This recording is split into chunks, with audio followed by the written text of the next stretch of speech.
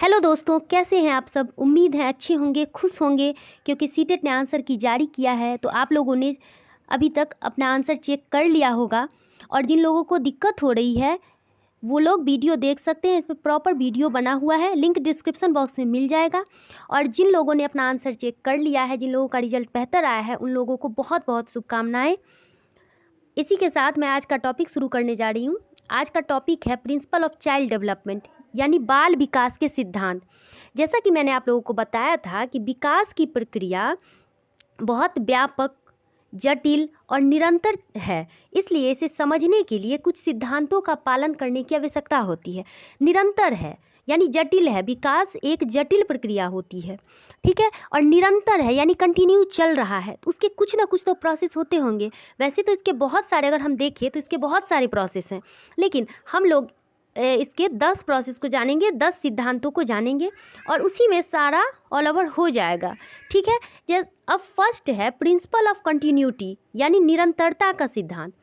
इसमें विकास एक न रुकने वाली प्रक्रिया है, जो कि माँ के गर्भ से यह प्रक्रिया चलती है, शुरू होती है और मृत्यु पर्यंत चलती रहती है, जीवन पर्यंत जो चलती है वो निरंतरता का सिद्धांत। आप लोगों को नाम से ही क्लियर हो रहा होगा कि निरंतरता यानी कंटिन्यूटी, जो निरंतर चलता है, रुकता नहीं है, एक निरंतर चलने वाली प्रक्रिया है। जैसा कि आप लोगों को बताया था कि वृद्धि एक पल के लिए रुक जाती है, लेकिन विकास जो है वो निरंतर चलती है, माँ के गर्भ से हमारे कब्र तक चलती है, ठीक है। तो वो हुआ निरंतरता का सिद्धांत।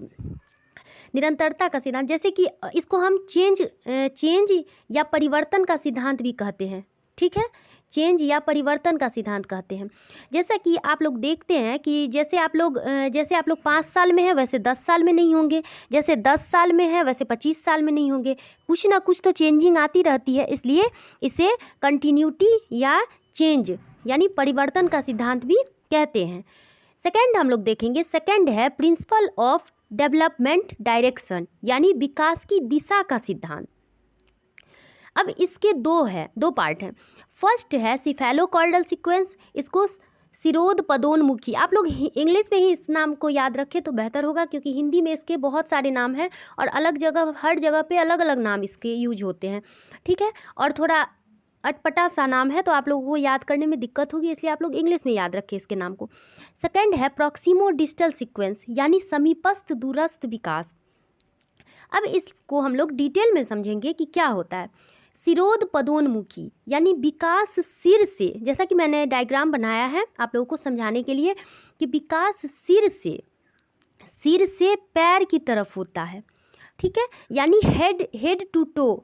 जैसे कोई भी बच्चा है पहले बैठना सीखेगा, हम लोग ही बच्चे थे तो हम लोगों ने पहले बैठना सीखा, फिर चलना सीखा, इस तरह से। तो वही इसको हम लोग क्या कहेंगे, लॉन्गिट्यूडिनल कहेंगे, ये लंबवत होती है, ठीक है, जो कि हमारे सिर से पैर तक होती है। कभी कभी इस पे डायरेक्ट क्वेश्चन पूछ दिया जाता है कि सिफेलोकॉर्डल सीक्वेंस में क्या होता है, मतलब सिरोध पदोन्मुखी, इसमें विकास जो होता है वो कैसे होता है, वो सिर से पैर की तरफ होता है, ठीक है। आप लोग देख सकते हैं, मैंने इस पे डायग्राम के माध्यम से समझाना चाहा है, ठीक है। अब नेक्स्ट हम लोग देखेंगे इसी का सेकेंड पार्ट कि समीपस्थ दूरस्थ विकास, यानी विकास जो होता है वो शरीर के मध्य से बाहरी भागों तक होता है। यहाँ पे आप लोग देख सकते हैं डायग्राम में कि शरीर के मध्य से, यानी पहले केंद्र, ये केंद्र हो गया, केंद्र से बाहर की तरफ होगा, ठीक है। हमारा विकास जो है वो केंद्र से बाहर की तरफ होगा। आप लोग देखते हैं कि पहले छोटा बच्चा जो होता है वो अपने आर्म पे कंट्रोल करना सीखता है, ठीक है, उसके बाद अपने फिंगर्स पे सीखता है कंट्रोल करना। तो हम लोग ये भी कह सकते हैं कि सेंटर टू पेरीफेरी, पेरीफेरी यानी बाहरी, ये जो है वो बाहरी हो गया, ठीक है। जैसे जैसे बच्चा पहले उसके अंदर के पार्ट डेवलप होने शुरू हो जाते हैं। आप लोग ऐसा देखते होंगे कि गर्भ में भी जब बच्चा होता है तो पहले उसके अंदर के पार्ट डेवलप होते हैं, फिर धीरे धीरे धीरे धीरे उसके हाथ पाँव, जैसे जैसे उसका ग्रोथ होता है वैसे वैसे उसके और भी पार्ट डेवलप होना शुरू हो जाते हैं, ठीक है। आप लोगों को इसमें कोई दिक्कत नहीं होनी चाहिए, इसको इतना ही समझना है। थर्ड है कि development follows a fixed pattern, यानी विकास एक निश्चित अनुक्रम का अनुसरण करता है, यानी यूनिफॉर्म या फिक्स्ड पैटर्न है कि कहीं का बच्चा हो, अब इसको पहले हम समझ लेते हैं कि विकास की गति एक जैसी न होने तथा पर्याप्त व्यक्तिक अंतर पाए जाने पर भी विकास क्रम में कुछ एकरूपता होते हैं। अब इसको समझते हैं कि चाहे यहाँ पे कहना क्या चाह रहा है, चाहे वो भारत का बच्चा हो या अमेरिका का हो, ऐसा तो नहीं है कि जो बच्चा भारत में पैदा हुआ वो पहले बैठना सीखेगा बाद में चलना सीखेगा और अमेरिका का बच्चा पहले ही चलना सीख लेगा, ऐसा तो नहीं होता है। सब एक निश्चित पैटर्न को फॉलो करते हैं, एक फिक्स्ड पैटर्न को फॉलो करते हैं। कि यही बात जो है सो भाषा के साथ भी होता है कि बच्चा वो यहाँ का हो या बाहर का हो, कहीं का भी बच्चा हो, वो पहले छोटा बच्चा जब होता है तो वो पहले बैबलिंग करता है, उसके बाद वो कुछ वर्ड सीखता है, धीरे धीरे उसके जैसे जैसे ग्रोथ होते हैं वैसे वैसे। तो ये वो यहाँ का बच्चा हो, भारत का बच्चा हो या अमेरिका का बच्चा हो, वो एक निश्चित पैटर्न यानी यूनिफॉर्म या फिक्स्ड पैटर्न को फॉलो करता है। ठीक है, अब हम लोग देखेंगे फोर्थ यानी प्रिंसिपल ऑफ इंडिविजुअल डिफरेंसेज यानी व्यक्तिगत विभिन्नताओं का सिद्धांत। जैसा कि मैंने आप लोगों को बताया था कि डेवलपमेंट फिक्स्ड होता है, ठीक है, बट ग्रोथ जो होता है, ग्रोथ का रेट अलग अलग हो सकता है। जैसे कि कोई बच्चा है वो 9 महीने में, मतलब 9 महीने में कोई बच्चा होता होगा, आप लोग देखते होंगे कि कोई बच्चा 9 महीने में चलना सीख लेता है और कोई बच्चा 9 महीने में खड़ा होना ही सीखता है। और इस सब चीज़ की जो जड़ होती है वो हम कहेंगे कि वो हेरिडिटी और इन्वायरमेंट का असर होता है।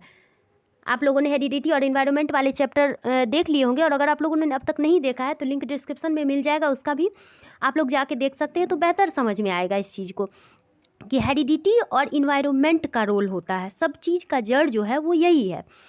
ऑब्वियसली हर किसी का जेनेटिक मेकअप अलग होता है और हम सब यूनिक हैं, हम सब अपने आप में यूनिक हैं और ये सब जो है हेरिडिटी और इन्वायरमेंट का इंटरेक्शन है, इंटरेक्शन से ही आप लोग आते हैं सब।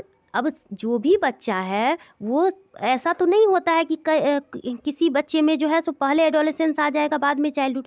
हर बच्चे में पहले चाइल्डहुड आएगा उसके बाद एडोलेसेंस आएगा। सब बच्चों में व्यक्तिगत विभिन्नता होंगी, ठीक है, चाहे वो जुड़वा बच्चे ही क्यों ना हो, उन सब में भी कुछ न कुछ व्यक्तिगत विभिन्नता देखने को मिलती है। ठीक है, अब नेक्स्ट हम लोग देखेंगे 5वां, development proceeds from general to specific response, सामान्य से विशिष्ट प्रक्रियाओं का सिद्धांत। सामान्य से विशिष्ट प्रक्रियाओं का सिद्धांत, आप लोगों को नाम से ही क्लियर हो रहा होगा कि बच्चा पहले सामान्य प्रतिक्रिया करता है फिर विशिष्ट। ठीक है, जैसे कि एग्जाम्पल देखिएगा, आप लोग इस चीज़ को मैंने जो लिखा हुआ है उस चीज़ को आप देखिए, लेकिन मैं जो बोल रही हूँ उस चीज़ को समझने का कोशिश कीजिए, क्योंकि सीडीपी ऐसा चीज़ है जिसको आप अगर नहीं समझ रहे हैं तो आप कितना भी नोट्स तैयार कर लें आपको नहीं समझ में आएगा, कुछ भी आपको क्वेश्चन सॉल्व नहीं होगा। इसलिए आप लोग कोशिश करिए कि इससे रिलेटेड आप लोग इस चीज़ को समझने का कोशिश कीजिए कि मैं क्या बोल रही हूँ। इसलिए मैं कोशिश करती हूँ कि आप लोगों को नॉर्मल एग्जाम्पल के थ्रू बताऊँ ताकि आप लोगों के वो माइंड में बैठ जाए, आप लोग को कहीं पे भी कोई प्रॉब्लम नहीं होगी। ठीक है, अब जैसा कि मैंने आप लोगों को बताया कि सामान्य से विशिष्ट प्रक्रिया करता है, यानी अपने हाथ से कुछ चीज़ पकड़ने से पहले बच्चा इधर उधर हाथ मारने या फैलाने की कोशिश करता है। आप लोग देखते होंगे कि अगर जब बच्चा छोटा होता है और अगर उसको आप कहीं पे भी उसको बैठा दिए हैं और वो अगर सपोज अगर वो बेड पे है और उसको कोई चीज़ है, वो खिलौना हो या कोई भी चीज़ हो, उसको अगर लेना है तो वो क्या करता है, उसको ये नहीं है, इतना सेंस नहीं उसको होता है कि वो जाके और डायरेक्ट हाथ से उठा ले। वो क्या करेगा, पहले हाथ पैर इधर उधर मारेगा, फिर बेडशीट को खींचने की कोशिश करेगा, फिर जाके उस खिलौने को लेगा। ठीक है, या फिर आप एक और चीज़ देखते होंगे कि जैसे बड़ा अगर कोई भी चीज़ आप उसको बड़ा दें और छोटा दें, चाहे उसको ये पता नहीं है कि मतलब इसको मतलब आप उसमें सेम चीज़ डाल दें और वो बड़ा दिख रहा है, देखने में बड़ा है, तो उसका ध्यान पहले उस बड़े चीज़ पे जाएगा। ठीक है, और यही सब चीज़ जो है, जैसे छोटा बच्चा होता है तो वो रोता है तो क्या करता है, वो पहले छोटा बच्चा पहले अपनी पूरी बॉडी से रोता है। आप देखते होंगे जब बच्चा रोता होगा तो पूरे हाथ पाँव को टाइट कर लेगा, एकदम रो रहा है, पूरे बॉडी के साथ रो रहा है।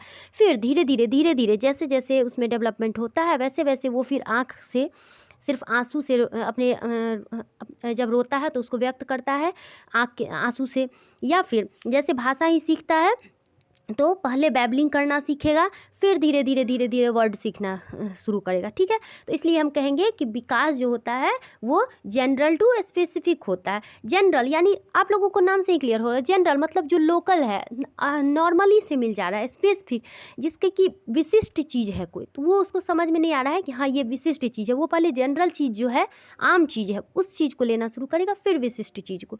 ठीक है, नेक्स्ट हम लोग देखेंगे कि प्रिंसिपल ऑफ इंटर रिलेशनशिप यानी अंतः संबंध का सिद्धांत। आप लोगों को इसका भी नाम से क्लियर हो रहा होगा कि विकास के सभी आयाम, जैसा कि मैंने आप लोगों को बताया था कि विकास के 4 आयाम हैं। पहले फर्स्ट है, इसको हम समझेंगे, फर्स्ट है फिजिकल यानी शारीरिक। ठीक है, सेकंड होगा कॉग्निटिव यानी संज्ञानात्मक यानी आपकी बुद्धि से जुड़ा हुआ है। थर्ड है सोशल यानी सामाजिक, और फोर्थ है इमोशनल यानी संवेगात्मक। ठीक है, तो ये सब आपस में जुड़े हुए हैं, ये चारों आपस में जुड़े हुए हैं। यदि आप फिजिकली, यदि कोई भी बच्चा यदि फिजिकली डेवलप नहीं हुआ है, हो पाया है, तो उसका दिमाग भी ठीक ढंग से नहीं चलेगा। अगर कोई बच्चा अंदर से परेशान है या वो मेंटली किसी बात को लेके सोच रहा है, तो उसमें उसका संवेगात्मक विकास अगर है डिस्टर्ब, तो वो उसका जो है संज्ञानात्मक वो माइंड से भी बेहतर ढंग से नहीं सोच पाएगा। ये सब जो है, ये चारों आपस में एक दूसरे से जुड़े हुए हैं। ठीक है, तो इसलिए हम कहेंगे कि प्रिंसिपल ऑफ इंटर रिलेशनशिप यानी अंतर संबंध का सिद्धांत।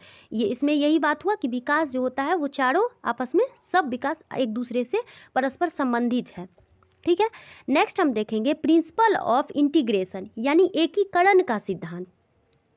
एकीकरण का सिद्धांत, अब इसको समझेंगे। विकास की प्रक्रिया एकीकरण के सिद्धांत का पालन करती है। बच्चा पहले संपूर्ण अंग को, फिर अंग के भागों को चलाना सीखता है। ठीक है, जैसा कि मैंने आप लोग को बताया था कि बच्चा पहले सामान्य से विशिष्ट की ओर चलता है। जैसे अगर बच्चा साइकिल चलाता है, मतलब छोटा बच्चा जब रहता है या बच्चा साइकिल चलाता है, वो जिसको ऐसे समझेंगे, तो एकीकरण कर रहा है, मतलब सबको आपस में जोड़ रहा है। अगर बच्चा साइकिल चला रहा है, इसका बेहतर एग्जाम्पल यही है कि अगर कोई बच्चा साइकिल चला रहा है तो वो हाथ से पकड़े हुए है हैंडल को, फिर वो सामने भी देख रहा है यानी अपने आँख का यूज कर रहा है, फिर अगर उसको टर्न लेना है तो वो फिर अपने बॉडी का, मतलब बॉडी के हाथ को मूवमेंट कर रहा है, यानी सब चीज़ को आपस में एक जगह जोड़ रहा है, यानी एकीकरण का सिद्धांत, यानी पूरे अंग तंत्र को एक जगह जोड़ के आपस में उसके बाद उसका यूज कर रहा है। तो ये इसमें हम ये कहेंगे कि प्रिंसिपल ऑफ इंटीग्रेशन यानी एकीकरण, एकीकृत कर रहा है सबको आपस में। ठीक है, नेक्स्ट हम लोग देखेंगे प्रिंसिपल ऑफ प्रेडिक्टेबिलिटी यानी पूर्वानुमान का सिद्धांत। पूर्वानुमान या अनुमान कह सकते हैं कि एक बच्चे की अपनी वृद्धि और विकास की गति को ध्यान में रखकर उसके आगे बढ़ने की दिशा और एक रूप के बारे में भविष्यवाणी की जा सकती है। यानी जैसा कि आप लोगों ने देखा होगा कि बहुत सारे बच्चे जब छोटे होते हैं तो उसका अगर हाइट बढ़ रहा है तो हम लोग कहते हैं ना कि ये बहुत लंबा होगा, यानी इसके हाइट बहुत ज़्यादा बढ़ेगा। बहुत जगह ऐसा भी है कि बच्चे के रिस्ट का एक्सरे करते हैं तो आपको बता दिया जाता है कि बच्चा का लंबाई कितना बढ़ेगा। या फिर अगर कोई बच्चा बहुत ही जल्दी किसी भी चीज़ को समझ ले रहा है तो हम लोग कहते हैं कि ये आगे चल के बहुत इंटेलिजेंट होगा, या इसको इस चीज़ में इसका रुचि है। या कोई भी बच्चा, अगर कोई बच्चा छोटा बच्चा है वो पेंटिंग कर रहा है बेहतर, तो हम लोग कहते हैं कि ये आगे चल के लगता है पेंटर बनेगा। यानी हम लोग पूर्वानुमान, कुछ हद तक हम लोग पूर्वानुमान लगा सकते हैं। ठीक है, नेक्स्ट हम लोग देखेंगे 9th, development is the product of maturation and learning यानी विकास परिपक्वता और सीखने का उत्पाद है। बच्चों की वृद्धि और विकास को वंशानुक्रम और वातावरण की संयुक्त देन माना जाता है। इन दोनों को समान महत्व दिया जाना चाहिए। यानी समझेंगे, मैच्योरिटी यानी एज, जैसे जैसे आपका एज बढ़ता है वैसे वैसे आप में मैच्योरेशन आएगा, आप मैच्योर होंगे। ठीक है, और इन सब का प्रॉपर, अब हम जैसे जैसे हम मैच्योर हो रहे हैं और अपने वातावरण के साथ मिल रहे हैं, वैसे वैसे जो है सो हमारा विकास हो रहा है, वैसे वैसे हमारा विकास बेहतर होगा। इस दोनों के बिना जो है वंशानुक्रम और वातावरण, यानी हम मैच्योर हो रहे हैं और साथ में हम कुछ सीख रहे हैं, तो सब दोनों का मिक्सचर जो होता है वो हमारे डेवलपमेंट में बेहतर रोल करता है। ठीक है, अब हम लोग लास्ट देखेंगे आज का कि principle of spiral versus linear arrangement. Spiral यानी वर्तुलाकार और रैखिक व्यवस्था। ठीक है, विकास एक सी गति से सीधा चलकर प्राप्त नहीं होती, बल्कि बढ़ते हुए पीछे हटकर अपने विकास को परिपक्व और स्थायी बनाते हुए वर्तुलाकार आकृति की तरह आगे बढ़ता है। अब हम लोग इसको समझेंगे कि विकास जो होता है वो वर्तुलाकार होता है इस तरह से। ठीक है, ये हम लोग नहीं कहेंगे कि लीनियर होता है, एक सीधी रेखा में होता है, ये हम लोग नहीं कहेंगे।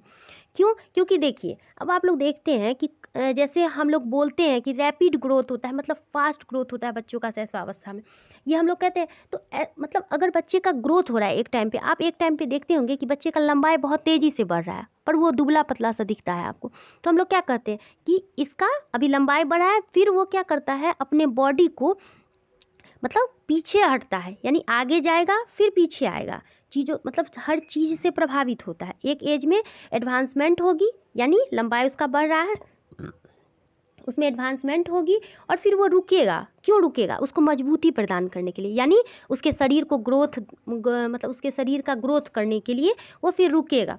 तो इसलिए हम कहते हैं कि विकास जो है वो वर्तुलाकार बनाम रैखिक अवस्था होती है, यानी वर्तुलाकार होती है। ठीक है, रैखिक व्यवस्था में नहीं होती है। ठीक है, उम्मीद है आप लोगों को आज का सेशन बेहतर लगा होगा, पसंद आया होगा, और मैं नेक्स्ट प्रीवियस ईयर क्वेश्चन करवाऊंगी, क्योंकि साथ साथ हम लोग प्रीवियस ईयर अगर क्वेश्चन भी करते चले तो बेहतर होगा और भी समझने में। ठीक है, और अगर आप लोगों को ये चैनल अभी तक सब्सक्राइब नहीं किया है तो प्लीज़ सब्सक्राइब करें, हमारे चैनल को लाइक करें और कमेंट प्लीज़ कर दिया करो। ठीक है, थैंक यू।